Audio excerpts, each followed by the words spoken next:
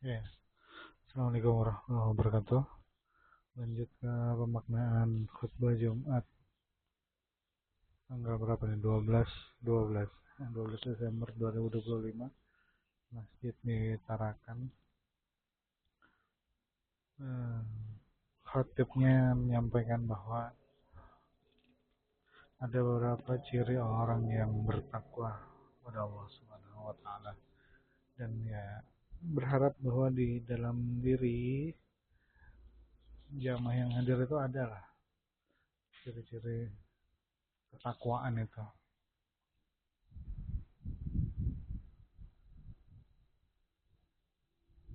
Yang pertama adalah cirinya bahwa orang itu bertakwa dalam yang mungkin sering kita dengar dalam nasihat-nasihat awal khutbah Jumat, dalam melaksanakan segala perintah Allah Subhanahu wa taala dan juga menyempurnakannya dengan yang sunnah, atau memperbanyak juga sunnah-sunnah yang telah dianjurkan oleh Allah dan Rasulnya. Jadi mengerjakan yang wajib plus juga menambah dengan hal yang sunnah.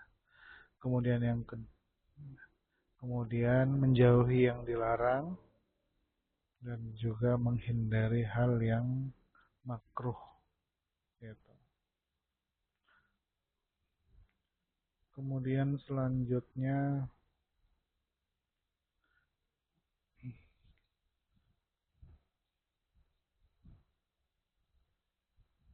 ciri orang yang bertakwa adalah mampu menahan amarahnya atau mengelola emosinya.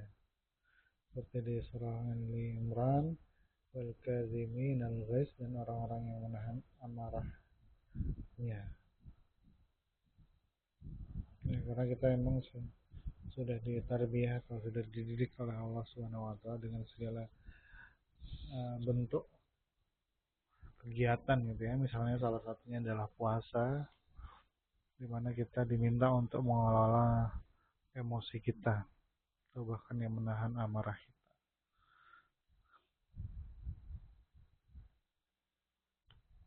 Kemudian juga di sini juga disambungkan di ayat yang selanjutnya, itu di bagian yang kedua adalah memaafkan manusia. Wal kazimin wal kazimi nal ghais wal afina 'anil nas, dan memaafkan manusia. Jadi emang satu paket yang menahan amarah dan memaafkan manusia itu juga sebagai juga salah satu ciri orang yang bertakwa. Tapi nggak tahu ya kalau memaafkan pemerintah yang emang payah, payah kali ya. Gitu.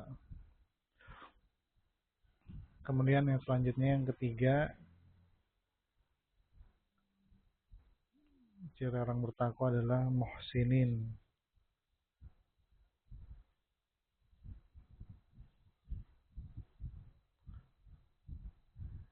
Ya, jadi emang atau berbuat baik.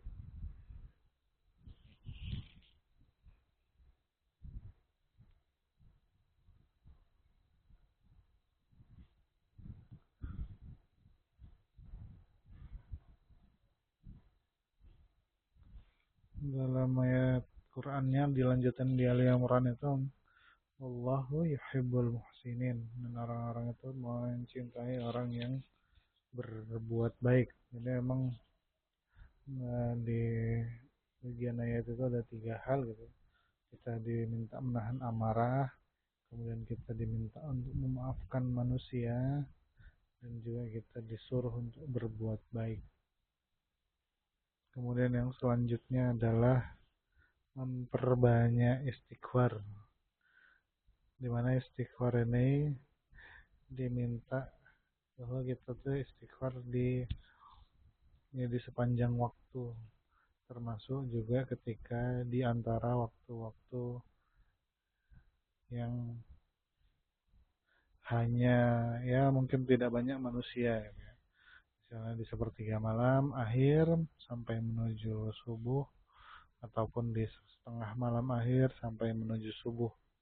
Jadi misalnya kita punya kesempatan salat tahajud, maka pasca salat tahajud itu sembari menunggu subuh, baik sepertiga malam atau setengah malam, kita dianjurkan untuk memperbanyak istighfar. Kalau maksimalnya berapa, dari khatibnya menyampaikan ya tidak ada batasan yang secara khusus maksimal berapa. Tapi dalam hadis Rasulullah pernah ditanya oleh Anas bin Malik minimal berapa. Rasulullah menyampaikan sekiranya bisa 70 kali istighfar.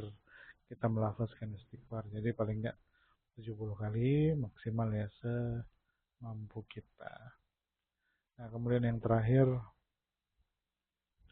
adalah kegemaran kita untuk berinfak sebagai ciri orang yang bertakwa.